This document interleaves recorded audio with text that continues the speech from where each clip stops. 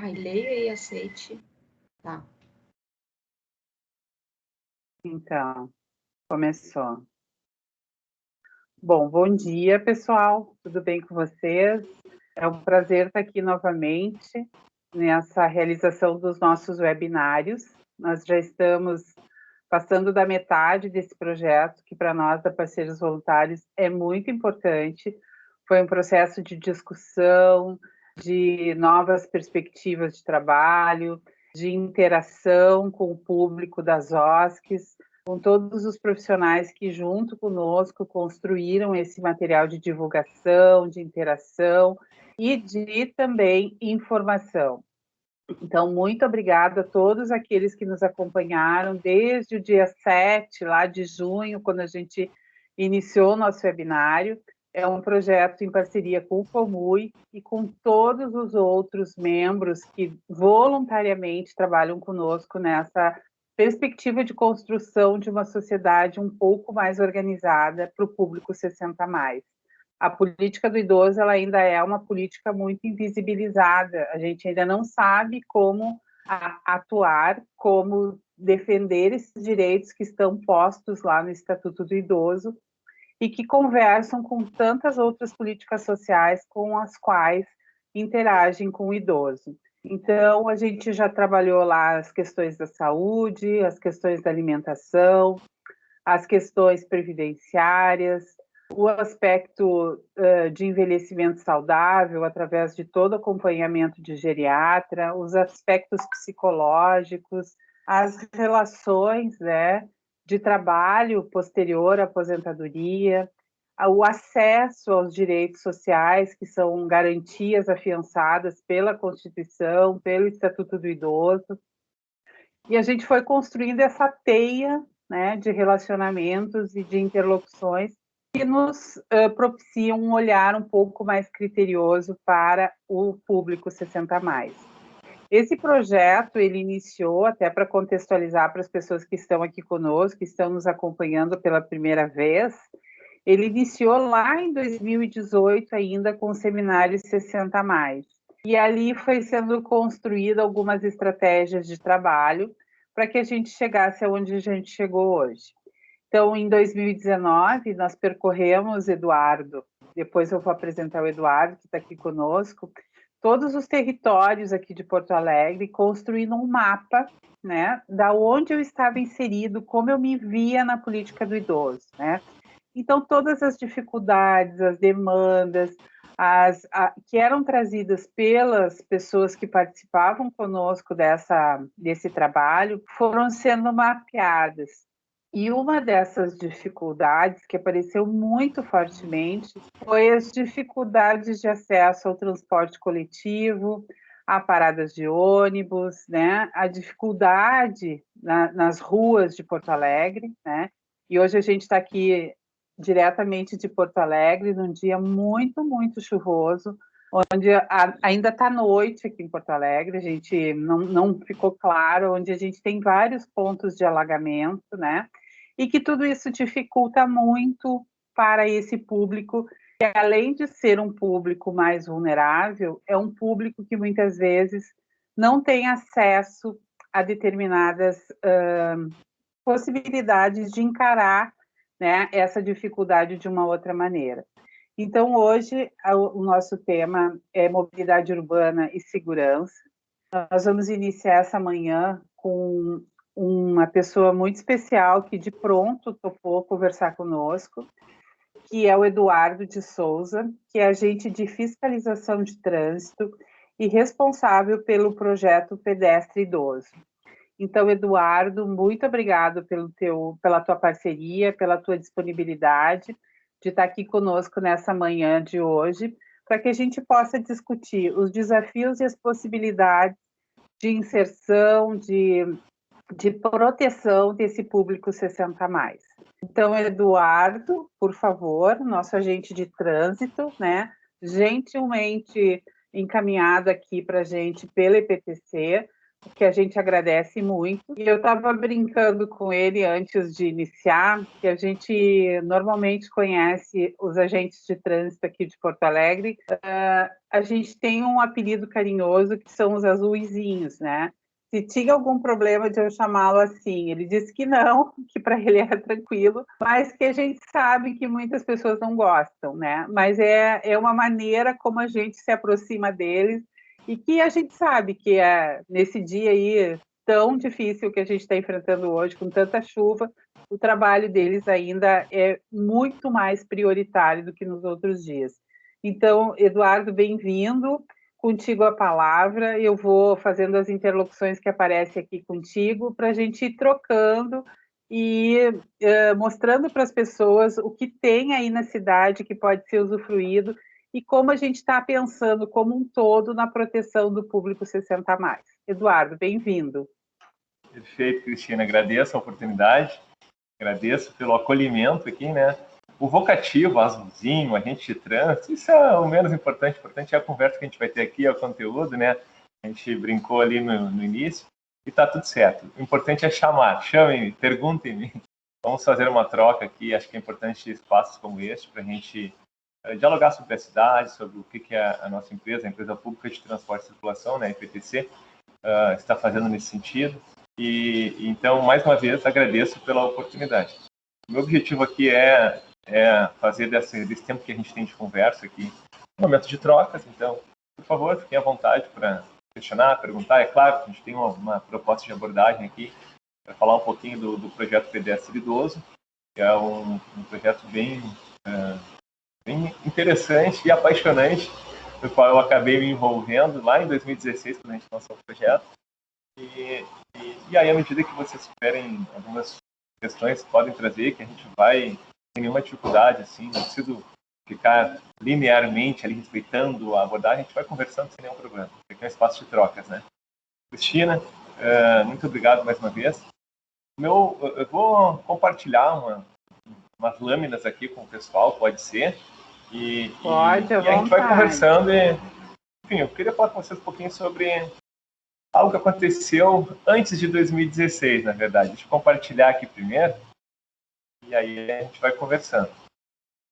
Só me confirme, estão enxergando bem aí a minha tela ou não? Sim. Sim, tá. Então deixa eu dividir com vocês. Como eu disse aqui, né? A gente vai falar sobre o projeto Pedestre Idoso, que é um projeto que foi criado em 2016, com vistas a ter um olhar bem direcionado ao público 60+. Na verdade, não é algo que apenas da IPTC. Existe antes da criação deste projeto, existe um programa, uma política pública federal chamado Programa Vida no Trânsito. Foi criado lá pelos meados de 2010 e se ocupa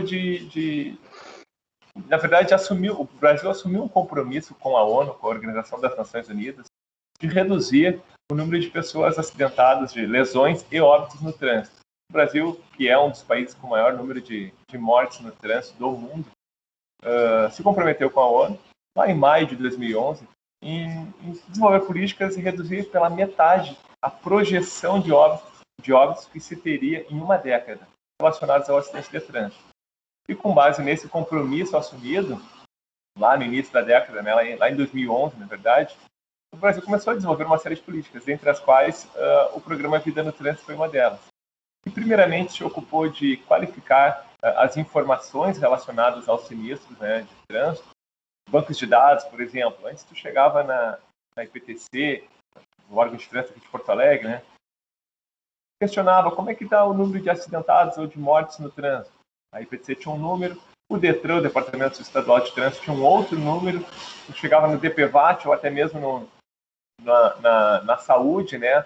E cada órgão tinha um número diferente, eles não se comunicavam, e a gente percebia que tinha uma falha significativa assim nos processos, né, nos bancos de dados, no que se refere à obtenção das informações.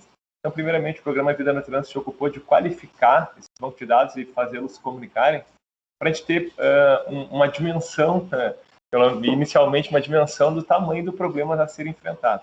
A partir desse diagnóstico um pouco melhorado, a gente começou a desenvolver ações no sentido de redução. Primeiramente, se criou um grupo de trabalho que faz a análise minuciosa de cada acidente com vítima fatal e com lesão grave que ocorre aqui em Porto Alegre. O Programa Vida no Trânsito, como eu falei, é nacional, então tem em todas as capitais do país. Em algumas capitais ele funcionou, deu uma sinergia entre os órgãos parceiros, né, que trabalham nele, e funcionou de uma forma melhor. Aqui em Porto Alegre, eu posso dizer que é uma das capitais em que melhor ele teve resultados. A gente criou um grupo analisando, através de câmeras, laudos periciais, testemunhas, todas as informações que a gente conseguia do acidente. A gente tentava toda terça de manhã e fazia uma análise desse acidente para tentar entender, afinal de contas, por que ele aconteceu? Quais são os fatores que contribuíram para que ele ocorresse? Quais são o perfil das pessoas envolvidas? E a partir desse mapeamento, a gente poderia direcionar de uma melhor forma, né, as ações de educação, de fiscalização e de engenharia, para sermos mais assertivos, né? E quando a gente começou a fazer esse trabalho aqui em Porto Alegre, a gente começou a perceber um problema bem peculiar aqui da nossa cidade. Era muito recorrente, né, o número de pessoas idosas, acima de 60 anos, dentro das nossas estatísticas. E, mais especificamente, no que se refere ao tipo de acidente, né, a atropelamentos. E com base nos dados que a gente foi percebendo, a gente, olha, urge que a gente desenvolva a política aqui, municipal, né? Esqueci de explicar para vocês que o Programa Vida no Trânsito trabalha em cada capital, e aí tem esse trabalho direcionado para tentar entender as razões daquela região. Porque muitas vezes, aqui em Porto Alegre, a gente tem características diferentes de São Paulo, por exemplo, ou de outra capital do país. Então, a ideia é tu entender a dinâmica dos acidentes na nossa região e direcionar com base no nosso contexto aqui, né? E aqui em Porto Alegre a gente percebeu esse número bem significativo de pessoas idosas sendo atropeladas e começamos a movimentar, a criar, buscar informações, tentar entender melhor essa dinâmica. E a partir dali, em 2016, foi criado o projeto Pedestre Idoso. E se ocupa justamente disso, de desenvolver políticas, de desenvolver ações, de conseguir a redução dessa estatística que eu vou falar um pouquinho com vocês ao longo da nossa conversa aqui. Estou dando uma contextualizada para a gente entender um pouco como é que se deu esse processo. O objetivo do nosso projeto, então, é reduzir os atropelamentos de pessoas idosas, né?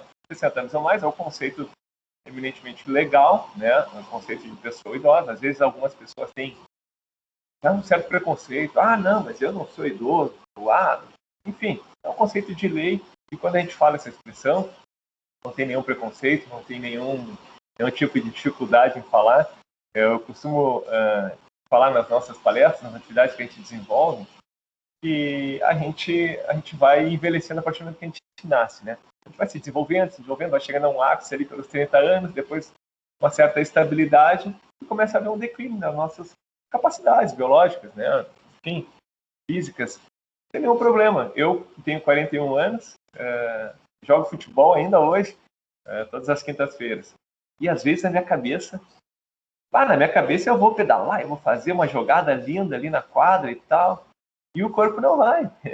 Por quê? Porque a gente vai mudando um pouquinho. Não responde mais, né, Eduardo? Não tem aquela mesma vitalidade de daqui a pouco dar aquela corrida e buscar a bola rápido que eu tinha 20 anos atrás, 20 e poucos anos atrás. E tá tudo bem, não tem nenhum problema, né? A gente vai lidando com algo que é um processo natural de todos nós, né? Não quer dizer que, então a pessoa completou 60 anos e então vai lá e a pessoa coloca... Eu praticamente sou um dos questionadores daquele símbolo que colocam muitas vezes, né? Aqui em Porto Alegre a gente não utiliza, ainda bem, mas aquele símbolo nos estacionamentos, sobre lugares privados costumam utilizar isso. Que é uma pessoa com uma bengalinha toda encurvada, assim. Não, mas não é esse o público que a gente tem hoje de pessoas idosas na cidade, né?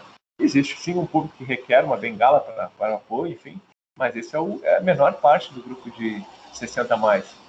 Então a gente vem mudando também, tentando, né, promover reflexão nas pessoas para que compreendam que é um processo natural, que a gente não tem que lidar. É um tipo de preconceito com relação a esse processo que acontece com todos nós.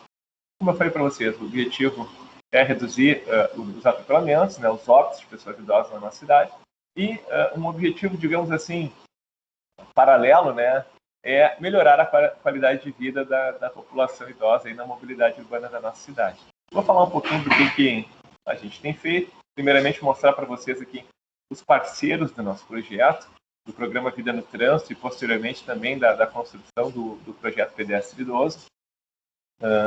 Aí a IPTC, a Secretaria Municipal da Saúde, representada pela CGVS, né, a Vigilância Sanitária, o SUS, o SAMU, a Prefeitura de Porto Alegre aqui, né, que é quem encabeça todo esse trabalho aqui. O DETRAN é um grande parceiro também, enfim, Vigilância da Saúde do Estado, Secretaria da Saúde do Estado. A gente tem parceiros institucionais, representantes do projeto, mas a gente tem muitos parceiros também que colaboram, que contribuem significativamente. Por exemplo, a Polícia Civil, através da delegada, pena que ainda não pode participar conosco agora, mas contribui significativamente com as informações dos acidentes de trânsito, quando a gente faz aquelas análises que falei para vocês recentemente. O próprio Instituto Geral de Perícias contribui bastante também na obtenção das informações relacionadas aos acidentes, né? A gente tem uma série de instituições públicas ou não, mas que contribuem muito, significativamente. E agora, parceiros voluntários está aproximando mais da gente, a gente agradece a oportunidade, né? Então, né, pessoal, Eduardo, antes de tu continuar, só para fazer uma interlocução, claro. A Parceiros Voluntários, ela trabalha diretamente com os programas relacionados à assistência social, tá? E a gente, na assistência social, a gente fala muito da intersetorialidade das ações, né? Porque a assistência, ela não consegue abarcar sozinha todas as demandas que chegam para ela, né? Então, como a gente trabalha diretamente no assessoramento, defesa e garantia de direitos, é muito importante esse quadro de parceiros que tu traz aqui, que quando a gente fala na assistência, né? A assistência trabalha na intersetorialidade das ações. Aí todo mundo se pergunta, nossa, mas o que é isso, né? Aí a gente refere, não, a gente precisa conversar com a saúde, a gente precisa conversar com a habitação, a gente precisa conversar com a educação, a gente precisa conversar com a previdência social. É uma série de outras políticas que conversam para que a gente possa executar um trabalho diretamente dentro da política de assistência social. E é importante esse teu quadro aqui dos parceiros, porque mesmo num programa, né, de prevenção de acidentes, onde a gente pensa, não, a IPTC vai cuidar do trânsito, da sinaleira, para ver se o cruzamento está fechado, tu traz todos esses parceiros que trabalham com vocês e que vão atuar, cada um na sua especificidade de trabalho, mas que não deixam de convergir para uma mesma ação, que é a prevenção do acidente, que é a garantia de um atendimento, por exemplo, no SUS, né?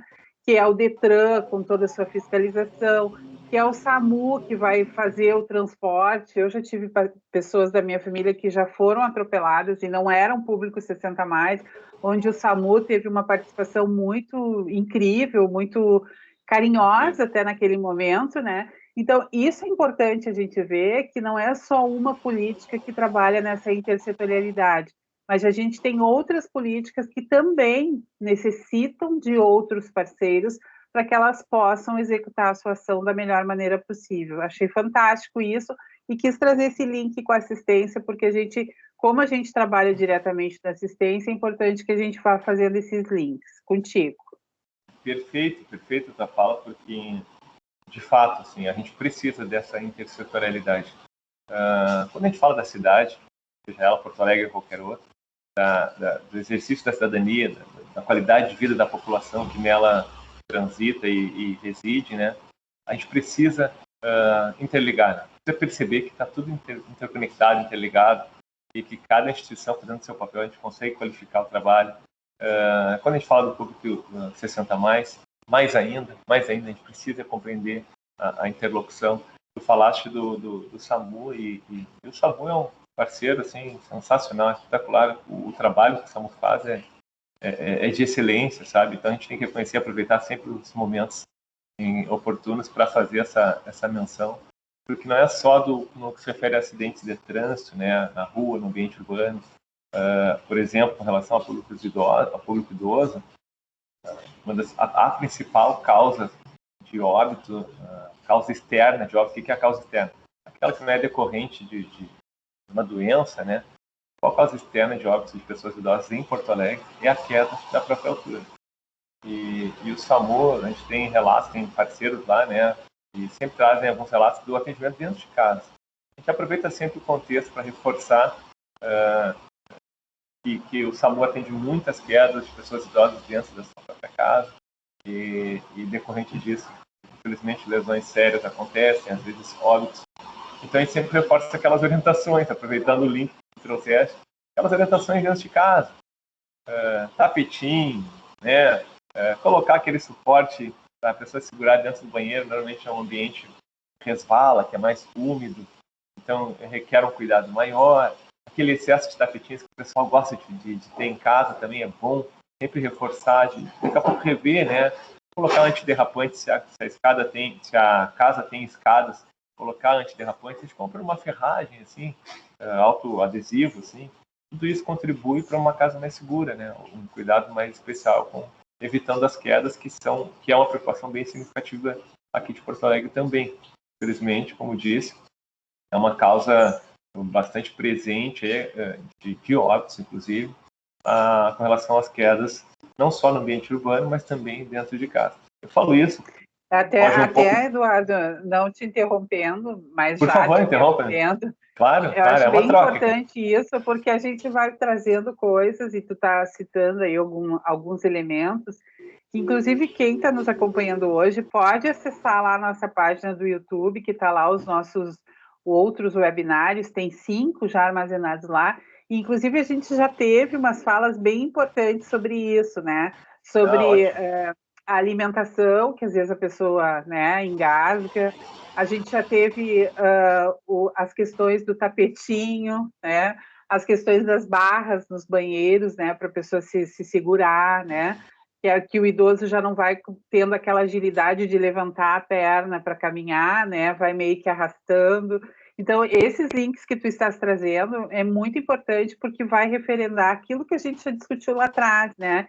E é muito interessante saber uma das maiores causas de morte em Porto Alegre relacionado às quedas, né? Isso para nós é um dado muito importante, porque com certeza a gente tem muito a trabalhar. Porque o que a gente percebe, né? A gente percebe que essa política do idoso, ela ainda não é muito fácil da gente discutir, sabe? As pessoas não têm muita vontade. Isso está lá para frente. Para que eu vou discutir a política do idoso com 50, 40, 30 anos? Eu vou viver, né? E quando a gente percebe, até a gente teve uma fala aqui do Dr. Newton Terra, que é um geriatra, ele disse que Estarei com ele hoje à tarde.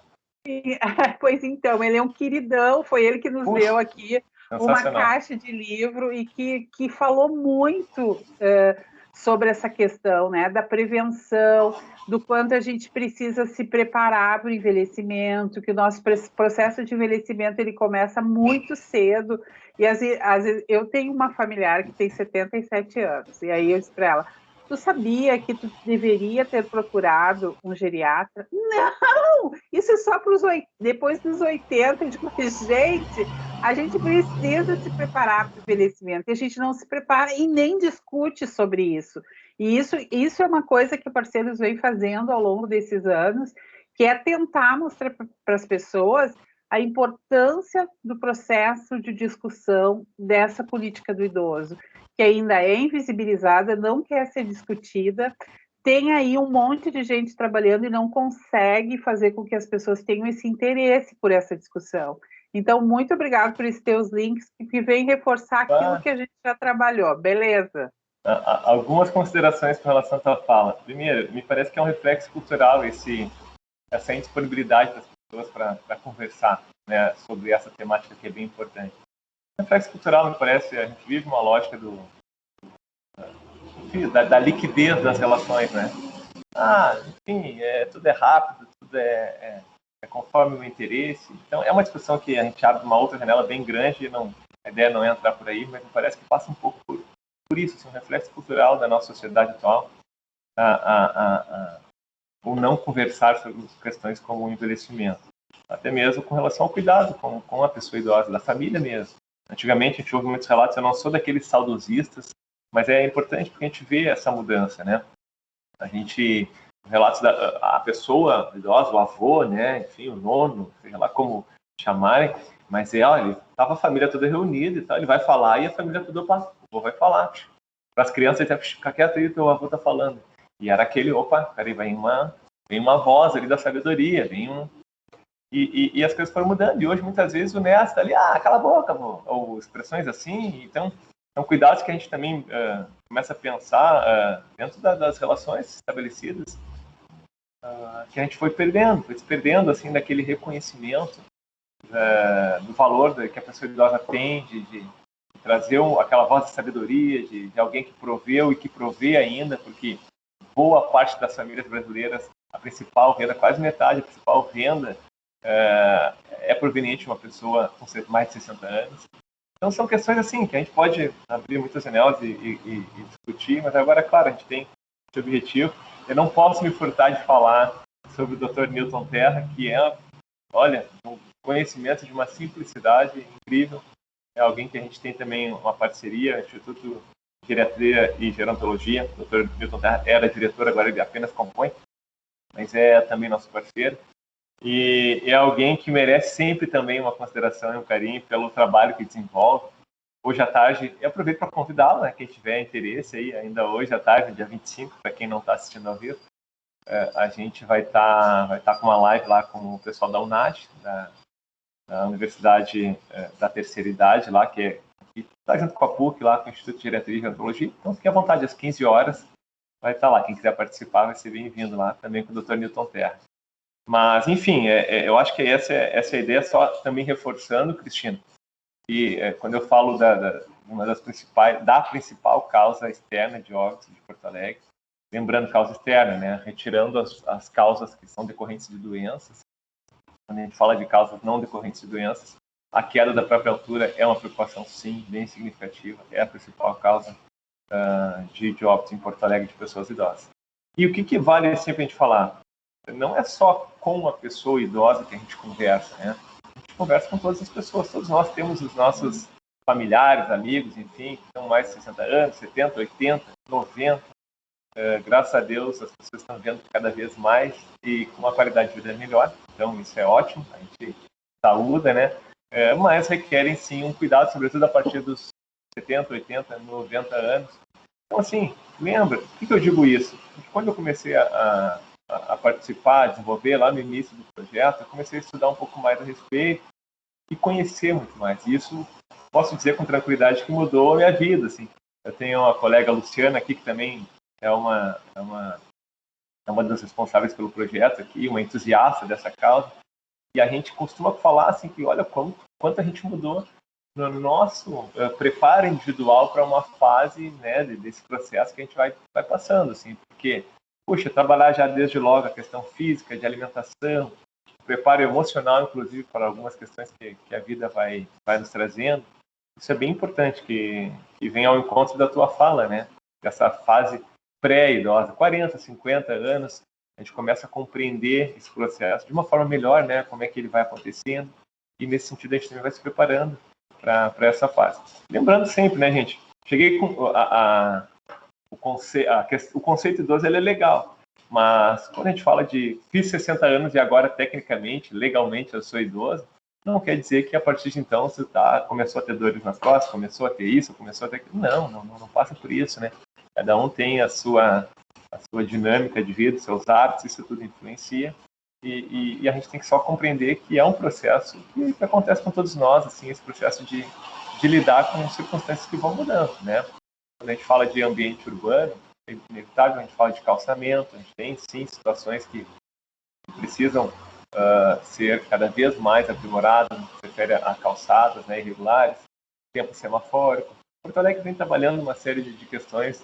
Claro que é um processo, a gente não consegue do dia para a noite fazer todas as mudanças que gostaria, até porque o espaço público a gente divide e tenta contemplar a todos de uma forma né, que seja, não digo nem igualitária, na medida das suas desigualdades, que seja igualitária, né? Mas é sempre desafiador. Vou pegar um exemplo. Pega Oswaldo Aranha, que era um local onde a Avenida Oswaldo Aranha, uma avenida aqui de Porto Alegre, para quem está assistindo não é daqui, né? Um local onde se tinha um número bastante significativo de atropelamentos, em especial de pessoas idosas. Quando tu pega e vai perceber, tu vê que o tempo semafórico talvez requeira um tempo maior, e tu aumenta esse tempo semafórico, gera inevitavelmente um reflexo na fluidez dos veículos, enfim, e a gente tem também uma cultura, algo a ser discutido também, uma cultura muito forte de priorização dos veículos, né, dos carros, ao longo das décadas, né, das últimas décadas, e aí gera um reflexo, e aquilo gera reclamações, e aí a gente tem que contemplar. Eu falo da Oswaldo Aranha porque ali foram feitas uma série de alterações com base no que a gente viu nas análises dos acidentes, com base no projeto Pedestre Idoso, porque a gente tinha, por exemplo, 2 tempos de semáforo para fazer toda a travessia. É uma avenida que tem um corredor de ônibus, e esse corredor de ônibus também o corredor de ônibus por si só ele já é um ambiente muitas vezes hostil, dependendo do horário, a estação está lotada, já é meio barulhento, isso tudo afeta a nossa atenção, né? E ali foram colocados redutores de velocidade dentro dos corredores de ônibus, e percebemos que os ônibus normalmente entravam nas ilhas de embarque e desembarque um pouco acima da velocidade permitida, e isso tinha consequências evidentes, né? Então foram colocados redutores de velocidades, foram repensados o tempo semafórico, aumentado esse tempo semafórico e colocado um tempo único de travessia. Antigamente a pessoa atravessava uma parte, esperava um pouquinho numa ilha ali, né, o pedestre aguardar, e até que o outro semáforo fosse permitido, então autorizasse, ficasse verde para o pedestre, ele concluía a travessia de toda a avenida. Foi colocado um tempo semafórico único, um tempo maior, redutores de velocidade, e isso melhorou significativamente as situações de atropelamento que a gente tinha naquela região. É um ponto positivo, há tantos outros a serem ditos aqui também, mas também a serem melhorados, né? Mas a gente vai falando aqui. Posso seguir, Cristina? Estão me ouvindo, Claro, pessoal? pode seguir. Tá, beleza. Agora Está perfeito. É que eu fecho o microfone para não dar ruído, mas pode falar. Perfeito. Como eu não vejo vocês, eu coloco aqui para mim. Eu queria te fazer uma pergunta, Eduardo. Pergunte. Chegou aqui. Qual que é o papel? Já que tu falou aí, eu vou já trazer essa pergunta. Quando vocês pensam assim, não, a gente teve ali um olhar pelo Oswaldo Aranha, né? E vocês colocaram redutores de velocidade nos corredores de ônibus. Chegou uma pergunta aqui, qual que é o papel, é justamente esse daquelas pessoas que ficam com um crachazinho de PTC, às vezes sentada por uma semana numa esquina ou no cruzamento. Sim. É justamente para isso, para visibilizar aquilo que está acontecendo de errado, houve uma denúncia, como funciona aquilo ali? Só para já inserir essa pergunta aí. Perfeito. Existe uma equipe aqui de trabalho na IPTC, que é a equipe de pesquisas, né? Eles fazem pesquisas de transporte e de trânsito. Às vezes, normalmente é um pessoal mais novo, segurizado e tal, e eles ficam fazendo anotações. Pode ser anotações de veículos, pode ser que passam naquela via, naquele horário, enfim, pode ser dos ônibus, podem ser relacionados a pedestres. E aí, conforme a pesquisa específica, eles fazem os registros ali. É uma forma de coletar informações ali em loco para posteriormente ser desenvolvida alguma política naquele sentido. Isso normalmente é decorrente de alguma demanda, seja de alguma reclamação que chega, seja de algo que a gente percebeu aqui nas análises dos acidentes e aí queremos qualificar a informação relacionada. Por exemplo, chega uma demanda de que precisa aumentar o tempo semafórico em determinado contexto. Vou pegar um exemplo, né? A gente vai olhar nos acidentes e não tem nada significativo com relação aos acidentes que ocorrem ali. A gente não percebe que aquela região demanda tanto tempo ou demanda algum redutor de velocidade ou algo assim. Mas aquela demanda chegou outra, chegou mais outra, e aí é deslocado lá uma equipe de pesquisa para tentar coletar um pouco mais de informações em loco para qualificar a denegação, enfim, a resposta positiva ou negativa da IPTC, de instalar determinado equipamento ou de dizer, olha, não, aquela região não requer, porque determinados dias, determinados horários a gente procurou avaliar, a gente procurou as informações adequadas e não foi constatada a necessidade. É claro que isso respeita critérios técnicos e que normalmente são engenheiros e arquitetos responsáveis aqui por parte do nosso eixo de engenharia. Quando eu falo engenharia, não o curso de engenharia, mas da questão de infraestrutura mesmo. E aí, a partir desses critérios técnicos e legais que a gente tem que respeitar, se toma a decisão, né? Mas é claro, essa equipe ela busca qualificar a informação. Acho que está respondida, né? Sim, então vou seguir. Perfeito. Pode seguir. Ó, o que a gente, então, criou o projeto PDS12? Vou falar um pouquinho das... Eu não quero me ater, porque normalmente o quadro com muitas informações, a ideia aqui não é que vocês compreendam, é mais para a gente só fazer um breve apanhado para que a gente compreenda, entenda a dinâmica aqui de Porto Alegre. Né? Como eu falei para vocês, foi criado o grupo de análise de acidentes, que hoje a gente pode afirmar, desde 2012, que 100% dos acidentes com vítimas fatais são analisados por um grupo de profissionais, não são somente da IPTC, são de todos aqueles órgãos que mostrei para vocês ali no início da apresentação. Então a gente se reúne toda terça de manhã, câmeras, laudos especiais, testemunhas, informações das mais diversas, e a partir dali a gente mapeia qual é a situação de Porto Alegre, o que enseja os acidentes, os sinistros fatais, com vítimas fatais que ocorrem em Porto Alegre. A gente tinha a pretensão de fazer análise de todos os acidentes com lesões graves também. Lesões graves são aquelas que ensejam uma internação hospitalar por mais de 24 horas. Só que falta pernas, essa que é a verdade. Porque não é só sentar e olhar o acidente e tentar entender e pegar todas as informações e fazer uma análise.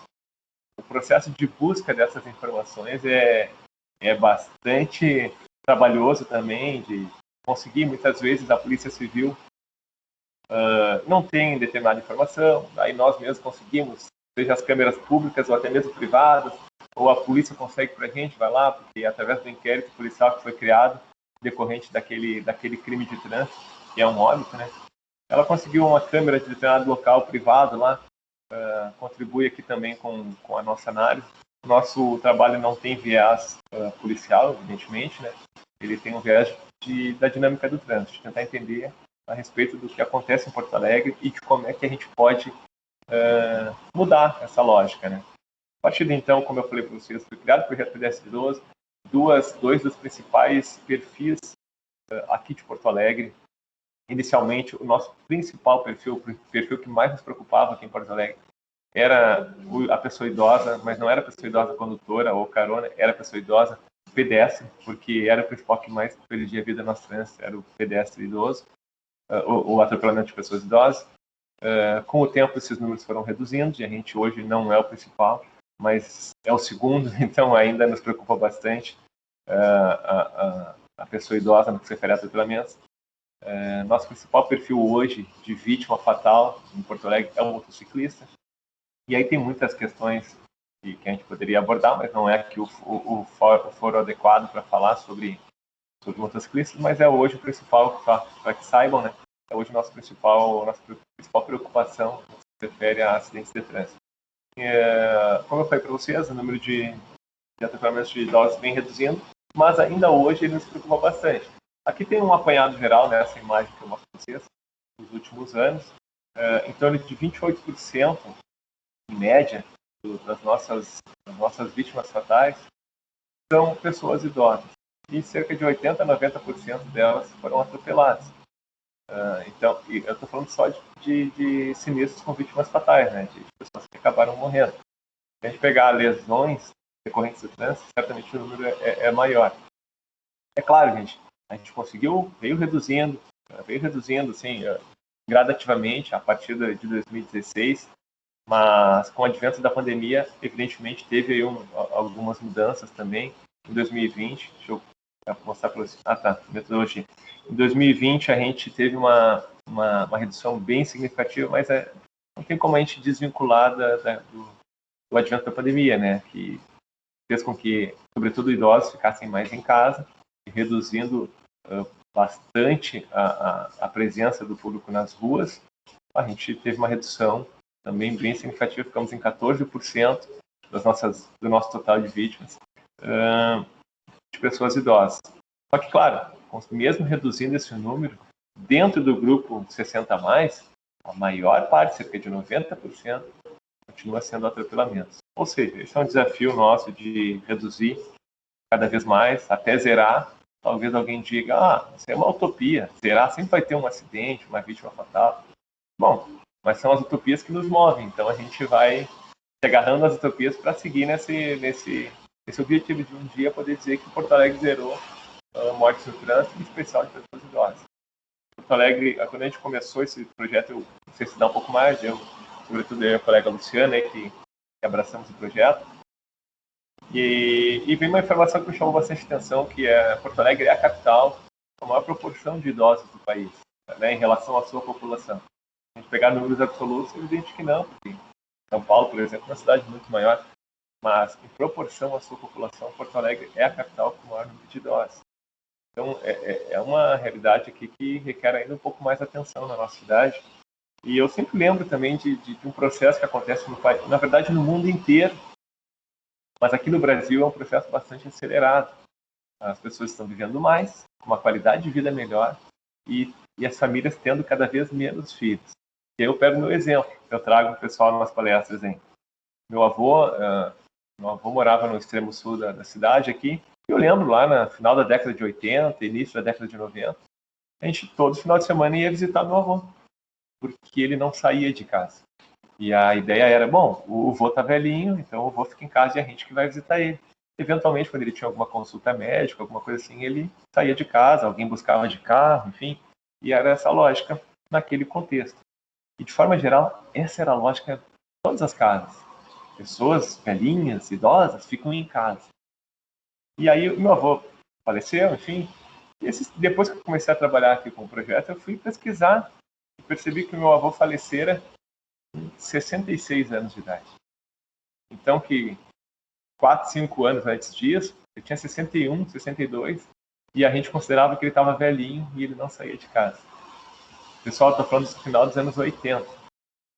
Isso é bastante significativo. Mudou bastante, né, Eduardo? Porque, isso, né? porque Nossa a realidade... expectativa de vida. Porque a realidade brasileira mudou completamente, né? Hoje, então, assim, a pessoa com 60, 60 e poucos anos de idade, onde é que ela estava na década de 80? Ela estava em casa. E a lógica social era essa, a gente reproduzia, olha, alguém tem, a pessoa está mais velhinha, não, fica em casa. Uma pessoa que tem uma deficiência, por exemplo, uma pessoa com deficiência, com alguma limitação da sua capacidade de se locomover, a orientação era, não, melhor ficar em casa.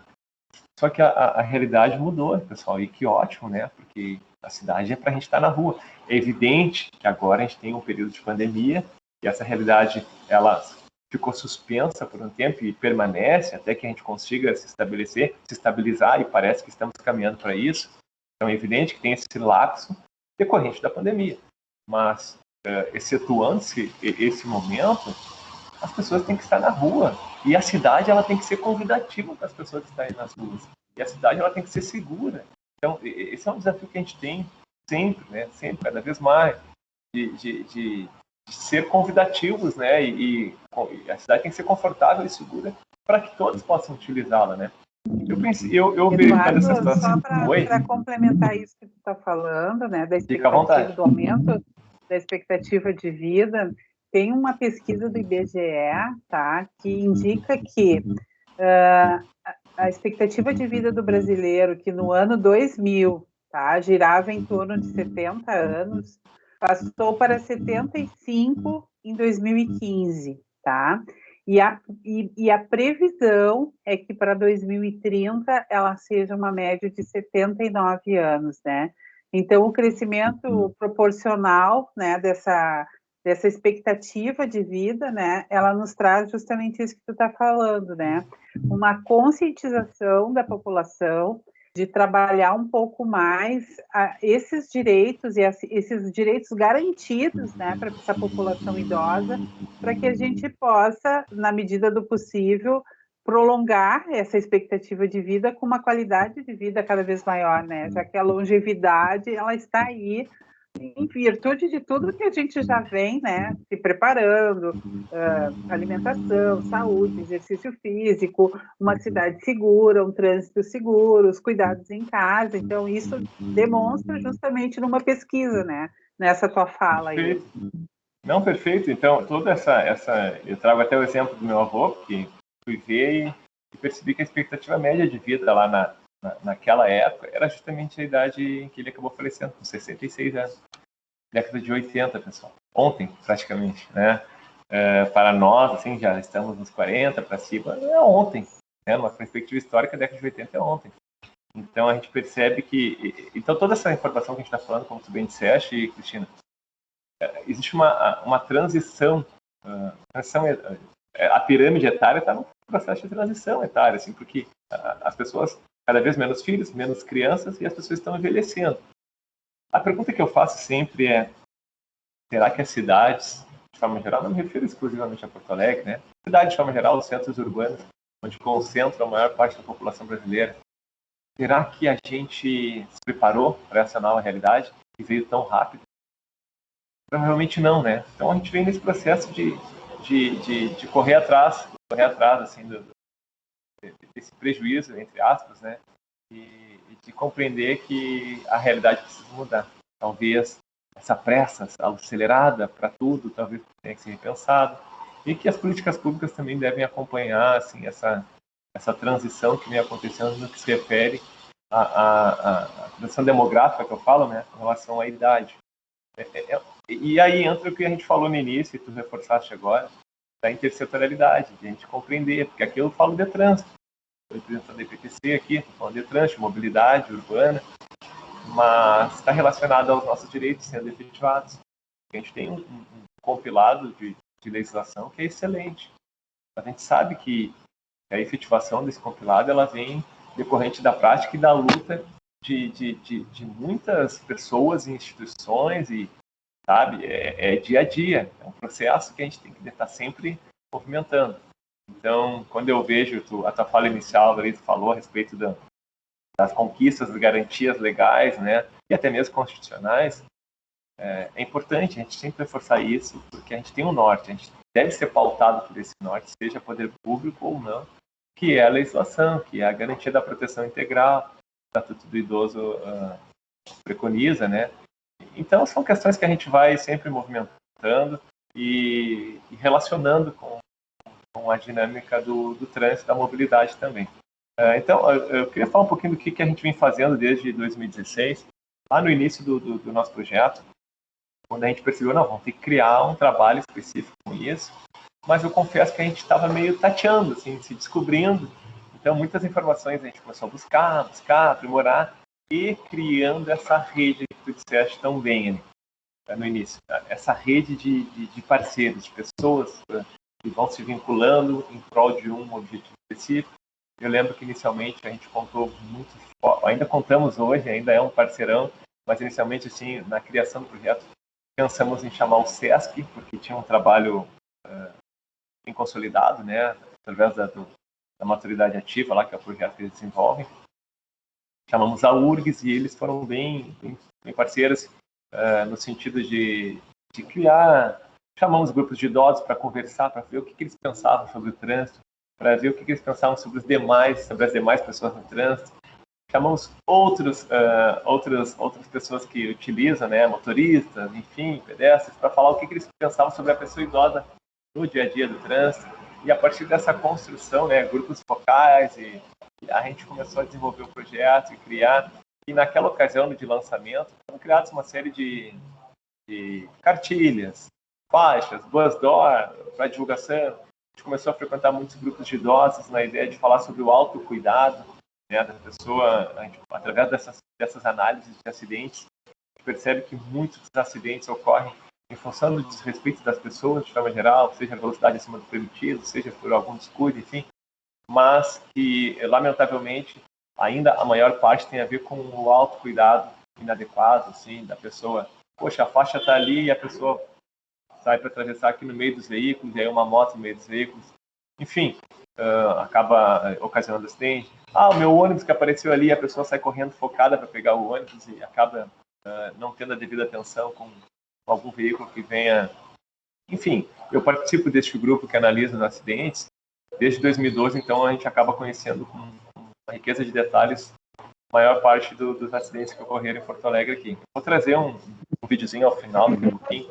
Uma pergunta, em função aqui da pandemia, né, que muitas pessoas, assim, é difícil, né, a locomoção da pessoa idosa. Né? Eu estou tendo uma dificuldade para ouvir aqui. Eu não sei se é o meu fone ou...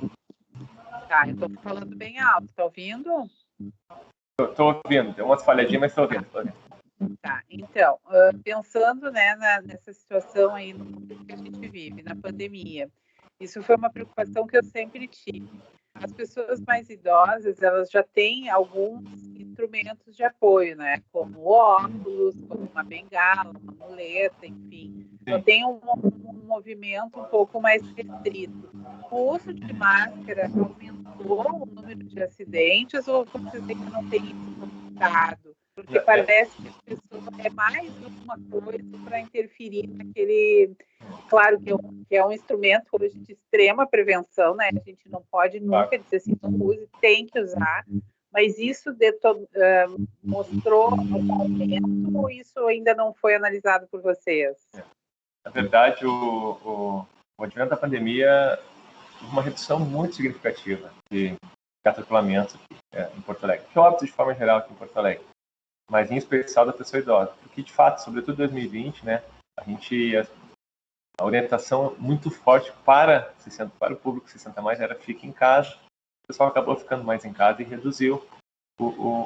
Em função da pandemia, isso é ótimo, fique em casa.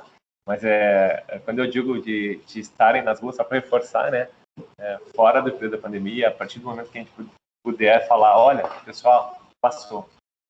Estamos próximos disso, espero que sim, né? Mas a partir do momento que a gente puder dizer, pessoal, passou, a rua é o espaço para todos andarem, né? Só para reforçar bem, para que não fique dúvida. Mas, então, teve uma redução bem significativa.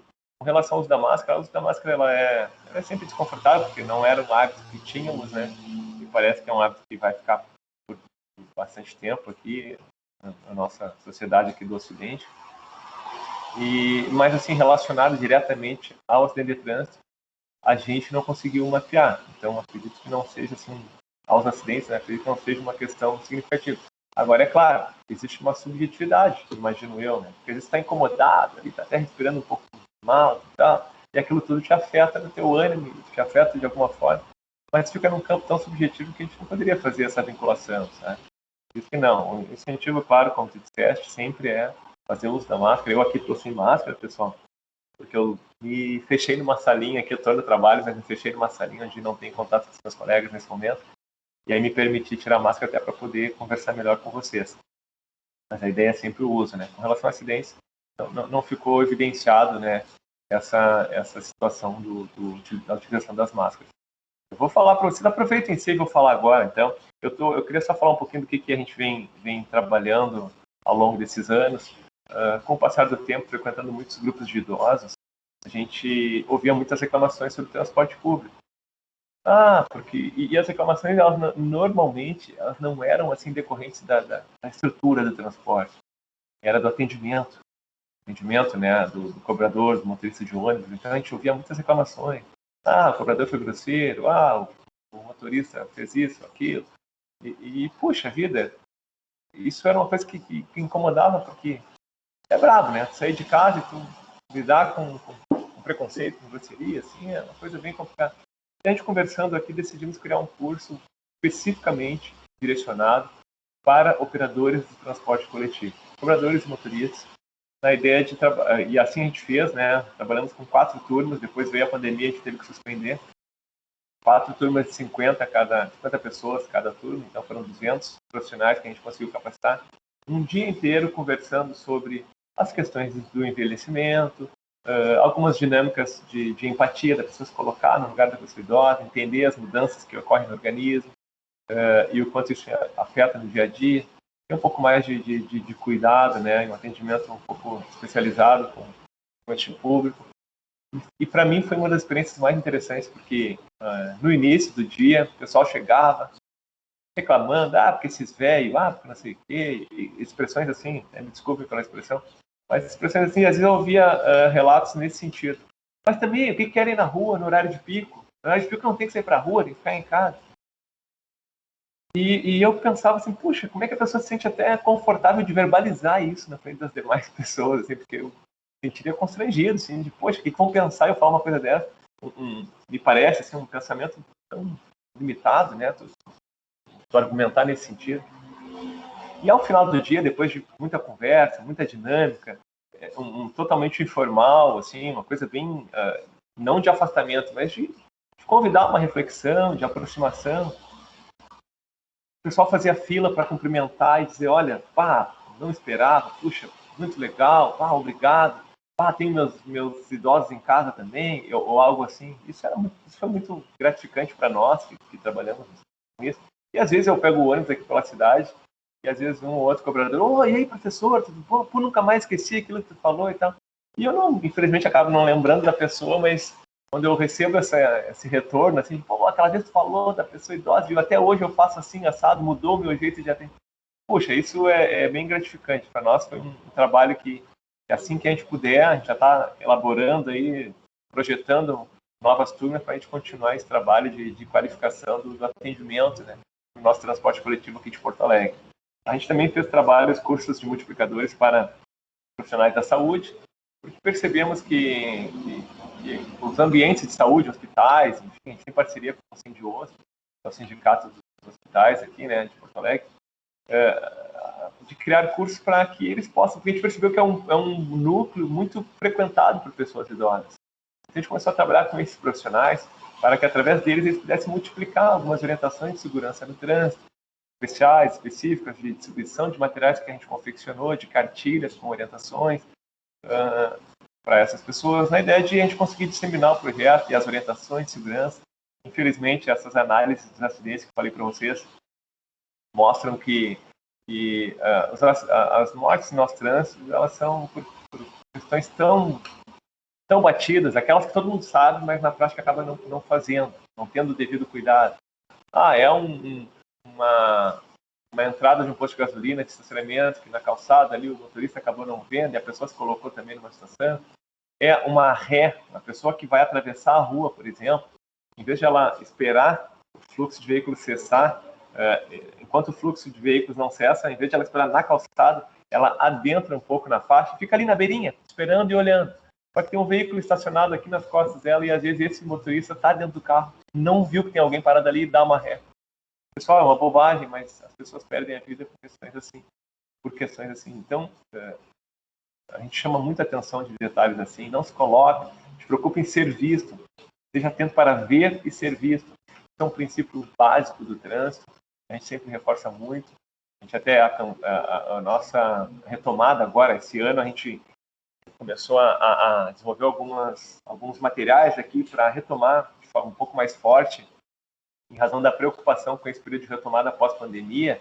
Não é pós, mas enfim, uma ideia de finalização do período pior da pandemia. As pessoas estão saindo mais às ruas, e pessoas idosas, e a gente percebeu que é necessário retomar um pouco mais forte algumas questões relacionadas ao nosso projeto, e com isso a gente refez as cartilhas que a gente distribui com orientações, fizemos alguns materiais, confeccionamos alguns materiais, e dentre os quais eu queria mostrar para vocês, até não sei como é que está a imagem, deixa eu só tirar aqui, que aí eu me enxergo, vou tirar essa apresentação, porque aí eu me enxergo e consigo, a partir de me enxergar, consigo verificar se eu estou conseguindo mostrar bem para vocês.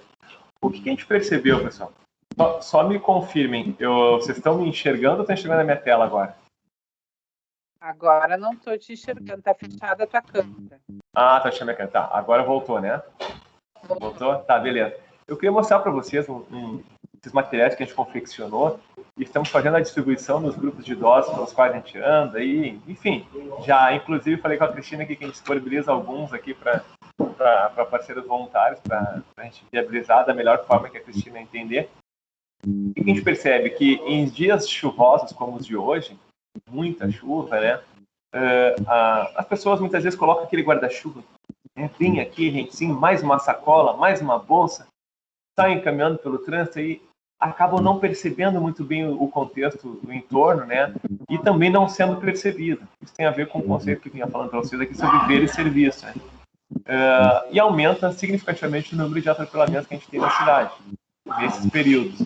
Com base nisso, a gente elaborou, vou pegar um espacinho aqui e mostrar para vocês, esses guarda-chuvas transparentes, a gente tem distribuído na divulgação do projeto, porque gera uma melhor visibilidade nesses dias chuvosos. Quando ele ó, tá conseguindo enxergar aqui, ó, vou mostrar para vocês. É esteticamente bonito. Tem o logo, a logo do nosso projeto aqui, né? E ele é transparente, melhora significativamente a visibilidade. Aproveite e sempre deixa essa orientação. Vai comprar um guarda-chuva? Já compra um que melhore a tua visibilidade, né? Não atrapalhe o ver o trânsito, o serviço no trânsito, porque isso são detalhes, entre aspas, que fazem bastante diferença numa situação enfim, de uma situação que seja desagradável aí no dia a dia do trânsito. Além do guarda-chuva, também na ideia de conseguir difundir o nosso projeto, a gente confeccionou essas sacolas ecológicas, né, com a logo do nosso projeto. Vai lá na feira, vai no supermercado, enfim, ajuda, sempre auxilia e ajuda também a divulgar. Quanto mais a gente conseguir levar adiante, a gente não tem retorno, a gente é órgão público, então nosso retorno é a redução dos acidentes, que é o nosso objetivo. Então, quanto mais a gente conseguir divulgar as orientações, além das cartilhas, a gente faz a entrega desses materiais, também de camisetas com a logo, enfim, o pessoal nos auxiliar na divulgação. Vou disponibilizar algumas para vocês aí, Cristina, depois a gente vê como é que pode fazer para entregar para o pessoal. Na parceria da PCC, depois eu converso contigo por WhatsApp sobre isso. Perfeito, claro. A gente disponibiliza aí para o pessoal que trabalha. Tá, Tá falhando um pouquinho, tô te ouvindo um pouco mal, mas eu entendi que a gente conversa depois, né? Isso, a gente conversa depois, combina, eu posso pegar aí na Perfeito. Residência, não tem problema. Mas é um material que tem que trabalhar. Tá falhando. Eu acho que ele deve estar, de repente, na conexão ali, de repente dá uma apertadinha, porque... Deixa eu ver. É que eu acho que a internet que tá meio melhor. Melhorou. Quando tu mexeu, aí deu uma melhorada. Tá bom, eu acho que é meio fio aqui. Então, a gente combina, depois a gente distribuir, porque a gente trabalha a parceiros voluntários com vários hóspedes, né, que trabalham idosos. A gente tem muitas que trabalham com acolhimento, muitas que trabalham diretamente com os grupos de convivência, que também a gente já trabalhou isso com a própria FASC, né, porque a gente tem muitos grupos de convivência espalhados pelo município, estavam, né, deixando deu uma falhada de novo. Mas que aos poucos vão retornar, né, nesse trabalho. Isso. Com o pessoal de uma maneira um pouco mais Eduardo, assim, ó, o que eu queria ver trouxe certos dados, né, sobre Desculpa, Cristina. Tá falhando bastante, estou tendo dificuldade de te ouvir. Não, deixa eu ver se eu tenho a impressão de que é com fone de ouvido mesmo. Não, estou te ouvindo. Não? Agora melhorou. Bastante. Melhor. Mas será que é porque eu tirei o fone ou será porque eu botei o fone? Eu acho que tu tirou o fone e melhorou. Agora tá muito então bom. Assim. Tá bom. Então, a gente, assim, como que a gente pode trabalhar, né, com esse público? Qual é o direcionamento que a gente pode dar nesses aspectos de prevenção? Tu trouxeste muitos aspectos, assim. E a gente sabe que muitas vezes a gente fazer essa conversa com o público 60+, é difícil no entendimento, porque a gente sabe que muitas vezes, né, o idoso já tem um pré-conceito formado e ele não aceita muitas vezes, né, algumas referências, né. E aí eu te trago assim, além do acidente, do atropelamento propriamente dito, né, do acidente de trânsito, a gente tem alguma outra estatística, ou vocês mesmos, de acidentes que ocorrem por pessoas que são um pouco mais idosas e que ainda dirigem, né? Porque a gente sabe que se a pessoa está apta a dirigir, se ela se sente bem, ela pode renovar. Não existe um limite, né, que faça com que essa pessoa não tenha a sua renovação da carteira. Como é que funciona isso para você? Em verdade, o que altera no que se refere à renovação da CNH, né, da carteira? Isso. Perdão. é o prazo de validade dela, né? É o tempo de validade dela. Então, a partir de 75 anos, tu tem uma redução significativa nesse tempo de validade. Tem que fazer a renovação a cada 3 anos da CNH, passando por uma avaliação médica. E aí, nessa avaliação, você avalia a capacidade, a condição da pessoa de se manter dirigindo. Então, do ponto de vista legal, não tem uma idade determinada para tal. A pessoa tem que passar por uma avaliação médica por ocasião da renovação da CNH. E aí, nessa avaliação, vai ser concedida essa concessão ou não, dependendo da condição. A gente não tem números assim tão significativos de acidentes graves, né, graves ou fatais, decorrentes de uma pessoa idosa que estava dirigindo e acabou se acidentando. Agora, é claro, acontece sim, mas não numa proporção que seja muito significativa. A preocupação maior, e aí, de fato, para a gente pensar assim, né, nessa questão que tu falaste aí, que precisa de uma avaliação médica. Isso é o próprio Detran que encaminha ali aquele exame, ou o idoso ele tem que levar um laudo já médico, não? Não, por ocasião da renovação mesmo, tu vai passar uma avaliação lá do próprio Detran, assim, não é no teu médico que tu leva um laudo, né? Tá.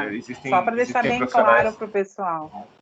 Existem profissionais cadastrados e aí fazem essa avaliação. Tá. E nós tivemos, assim, eu sei que não é a tua área, mas eu acho que é importante, assim, porque a gente se eu puder auxiliar, a gente teve toda essa questão, assim, que foi prorrogado o período de renovação dessas carteiras, né, em função da pandemia. Mas isso já se esgotou, né? Quem venceu a carteira, como que tem que fazer todo o processo de novo, passar pelos cursos, ou isso não é muito a tua área, tu não tem como me ajudar nisso?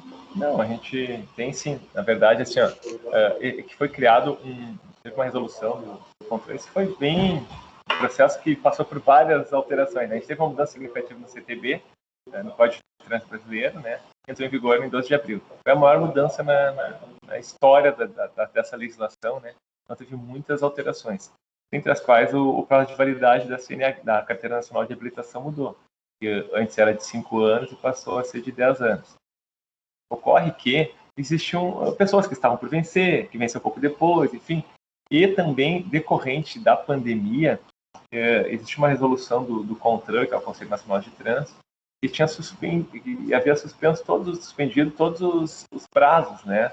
Então, até 1º de março do ano passado para cá, as CNHs estavam valendo, mesmo que tivesse as que venceram a partir de 1º de março do ano passado para cá, aqui do Rio Grande do Sul, porque cada estado tinha uma determinada resolução, uma determinada data, já que a pandemia estava funcionando conforme a região. Ficou meio confuso isso, sabe?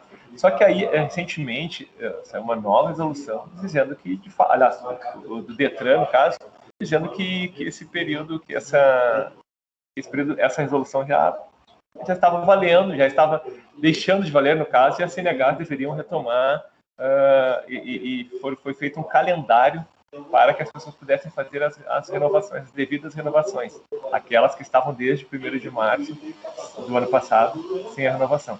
Esse calendário tem várias datas, então eu não quero dar uma data aqui para vocês, vai ter muitas informações, mas vale a pena assim, colocar no Google e entrar no site do Detran. O pessoal do Detran tem informações bem didáticas ali, bem tranquilas, bem acessíveis e tranquilas de compreensão, e ali tem um calendário. Conforme o vencimento da CNH, existe um prazo para que a pessoa possa renovar e continue conduzindo de forma legal, aí, né, sem nenhum problema do ponto de vista da fiscalização.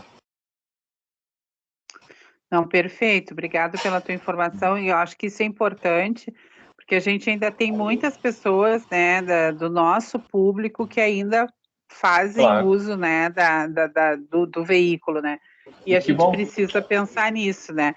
Mas, Eduardo, eu acho que a nossa fala aqui, ela foi muito proveitosa, eu acho que a gente teve muitas, assim, informações, né, sobre acidentes, sobre prevenção, sobre como que a gente tem que se colocar aí nesse trabalho com o nosso público 60+, né, sempre pensando que a gente está aí para trazer alternativas para as pessoas, né, e que também o quanto é importante tudo isso que tu falaste sobre a gente está com esse olhar um pouco mais aberto, né? E me chamou muito a atenção alguns dados que tu trouxestes, né?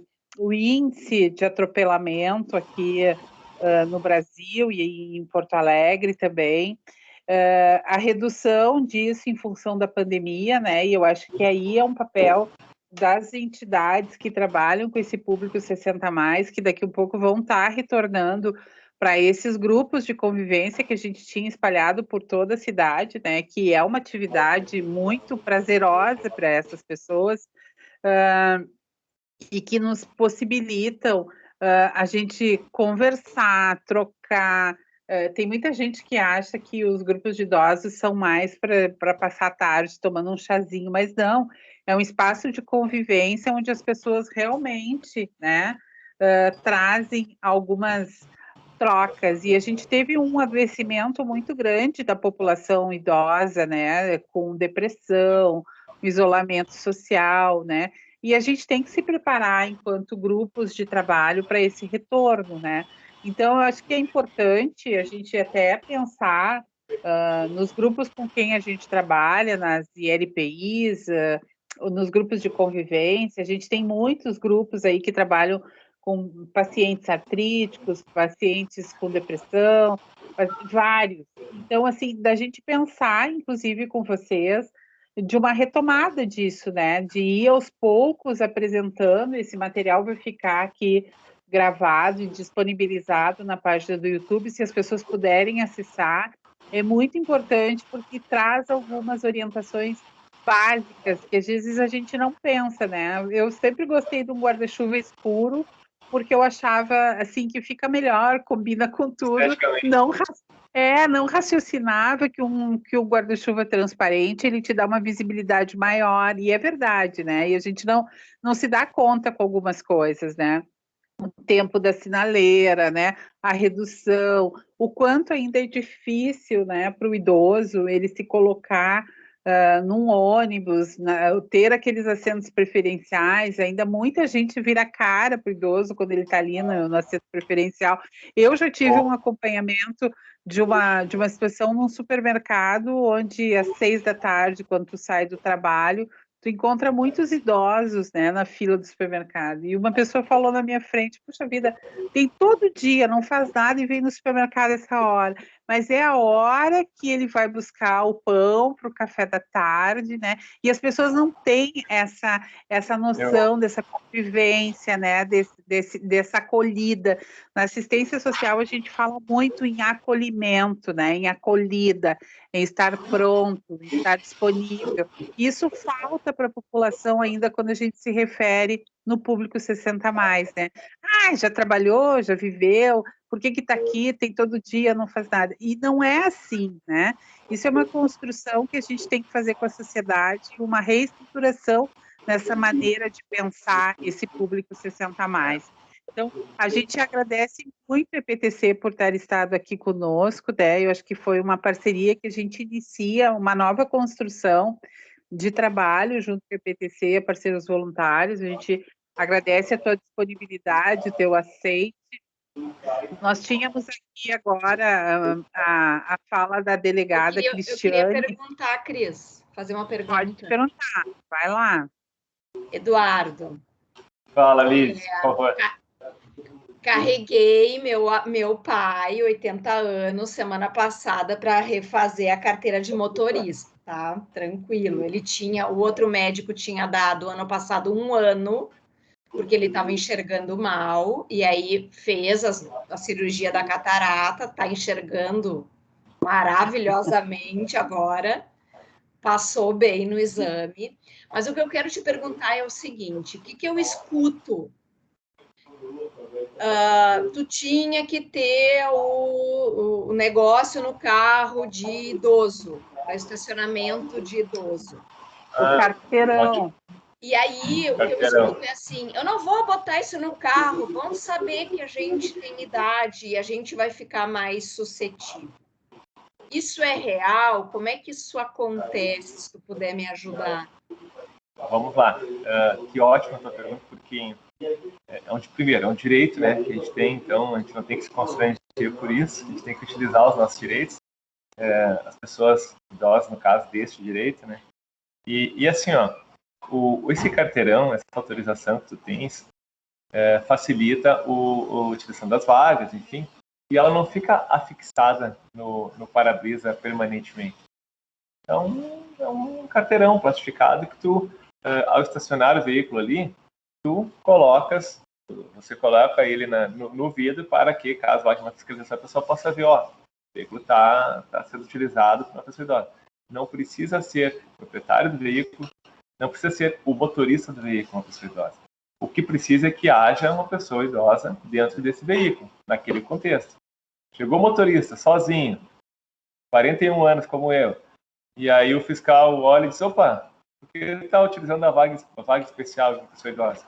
Eu digo, pois é, porque meu pai, se essa pessoa não estiver ali, utilizando o veículo junto, essa pessoa, o motorista, no caso que eu me coloquei no exemplo, vou ser autuado, posso estar sujeito a ser autuado. Eis que eu não estou conduzindo o veículo como uma pessoa idosa. Mas, assim que eu não estou utilizando, eu tiro aquele cartão, ele não fica permanentemente no vidro.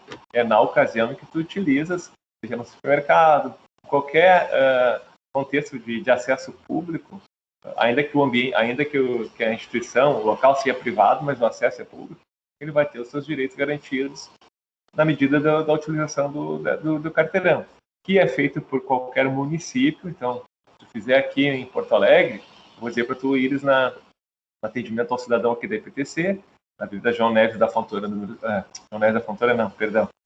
Érico Veríssimo, número 100, e ali tu vai fazer a solicitação, trazer um comprovante de residência, a identidade, né, que comprova a situação de mais de 60 anos, e se eu não me engano tem uma taxinha que eu não lembro o valor, mas de 15 a 20 reais, e tu vai fazer esse carteirão. Tá ali mostrando, ótimo, perfeito, tá mostrando ali. O que é importante dizer para vocês? A Sil está mostrando o carteirão aqui feito pela IPTC. O que é importante dizer? Bom, aí eu fui viajar, eu fui para Santa Catarina, por exemplo. Eu posso utilizar esse carteirão que foi feito pela IPTC em Santa Catarina? Sim, posso utilizar, ele tem validade nacional, tá? Assim como pode alguém lá do município de, sei lá, não sei qual, enfim, usar um nome, de outro estado, chegar aqui em Porto Alegre, ele apresentar ali e colocar. Talvez alguém diga, poxa, mas como é que eu vou saber se aquilo ali é verdadeiro? Eu não vou saber, eu só preciso saber que tem uma pessoa idosa sendo conduzida junto no veículo, e aí isso é o que faz com que a pessoa tenha direito à utilização de vagas especiais. Com relação à segurança pública que tu disseste, né, Liz?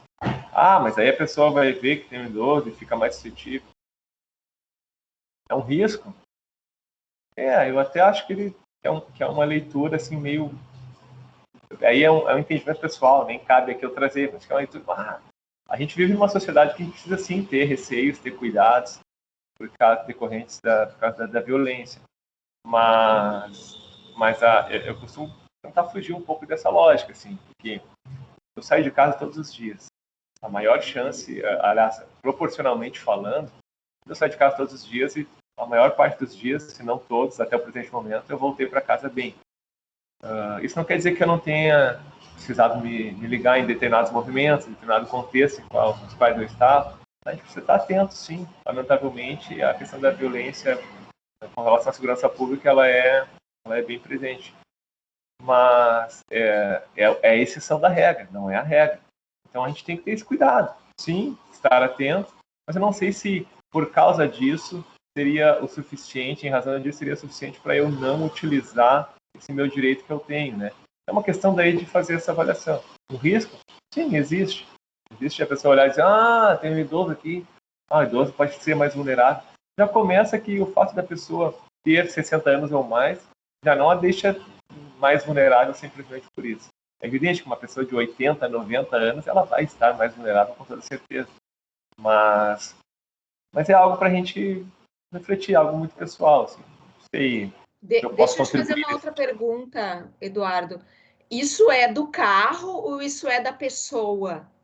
Esse direito? É da pessoa. Isso é da É da pessoa. pessoa. Então, se meu pai isso que é anda no meu importante. carro, ele pode trazer esse troço e eu levar ele junto, não é o carro. Sim, essa carteira, né, tu pode sim, ele acompanha a pessoa. Ah, a pessoa pegou... Eu peguei um aplicativo. Peguei um aplicativo e eu vou e eu digo para o motorista, me espera aqui que eu vou resolver uma situação ali e eu estou pagando, enfim, ele vai me esperar e eu posso colocar e usar aquela vaga especial porque é da pessoa.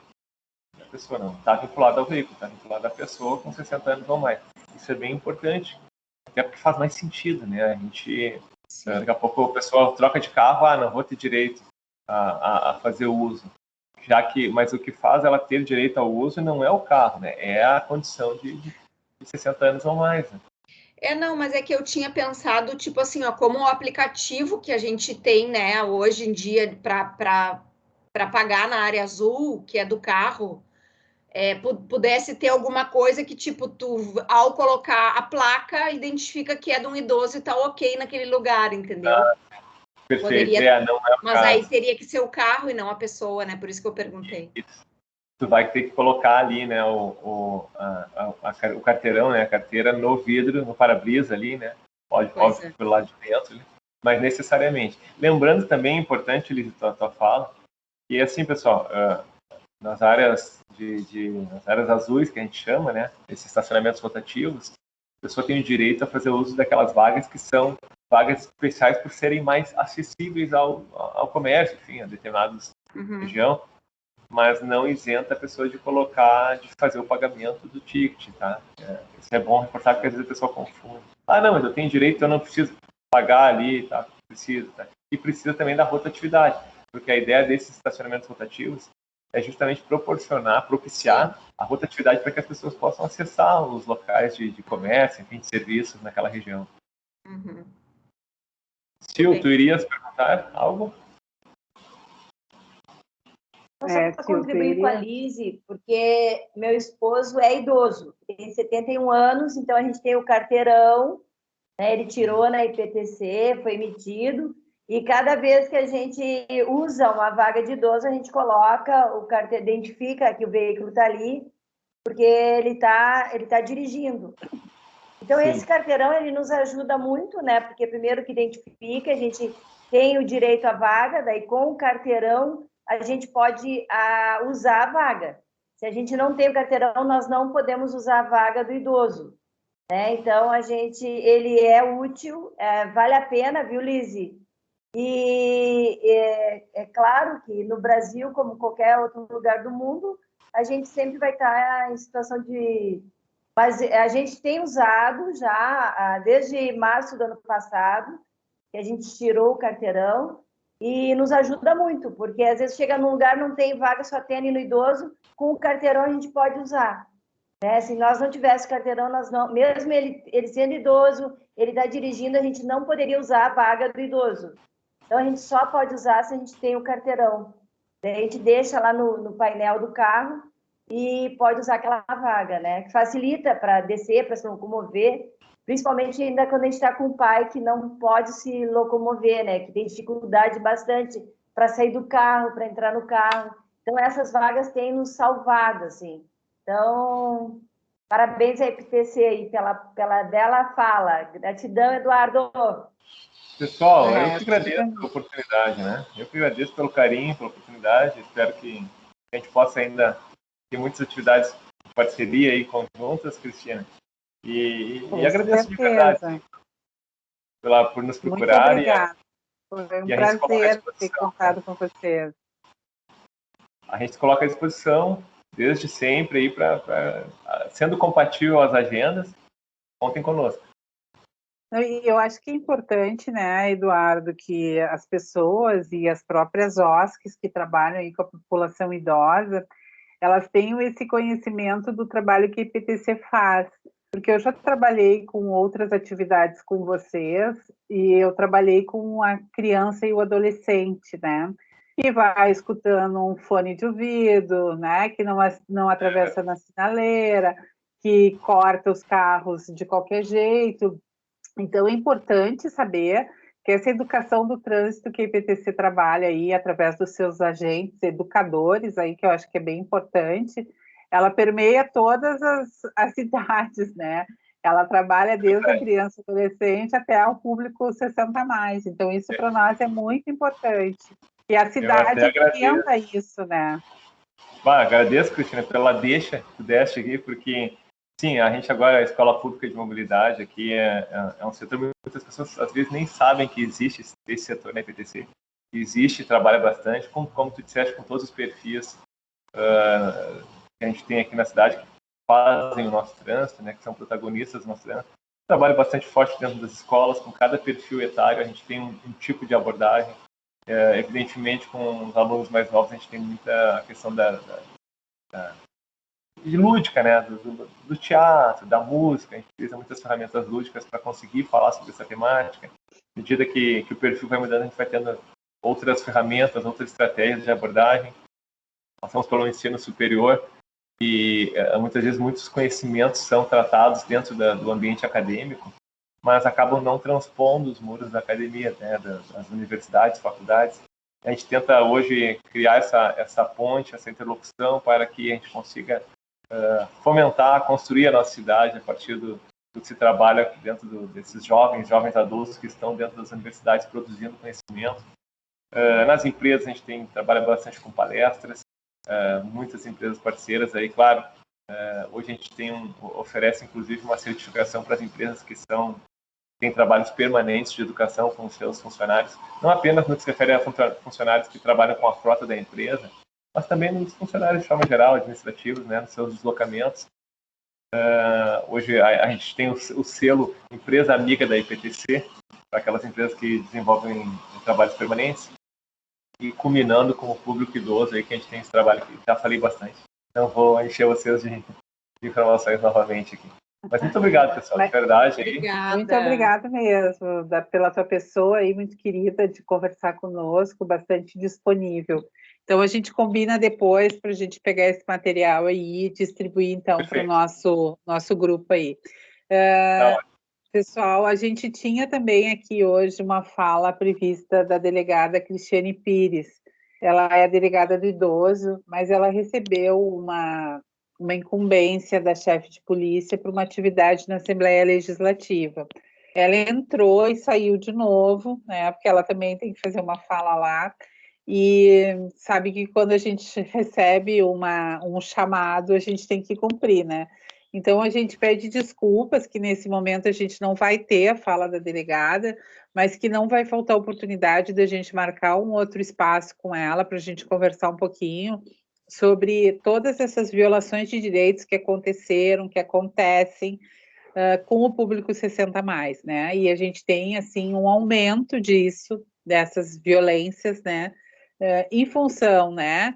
De pandemia, em função de o público idoso, aquele que já estava com a sua vida estruturada, ter que assumir de novo muitos entes familiares, né, em função de não ter condições de pagar aluguel, ou até mesmo usufruir dos benefícios sociais que esse idoso hoje tem garantido, né, porque as pessoas estão aí passando por inúmeras dificuldades, mas a gente se promete, deixa aqui uma fala e um compromisso da Parceiros e da minha pessoa, né, que fiz essa interlocução com a delegada, para que a gente possa, num outro momento, conversar um pouquinho, nem que não seja ao vivo, mas que a gente possa deixar lá disponibilizado no nosso link a fala da delegada, para que ela possa trazer para a gente aí esses dados tão importantes da Polícia Civil.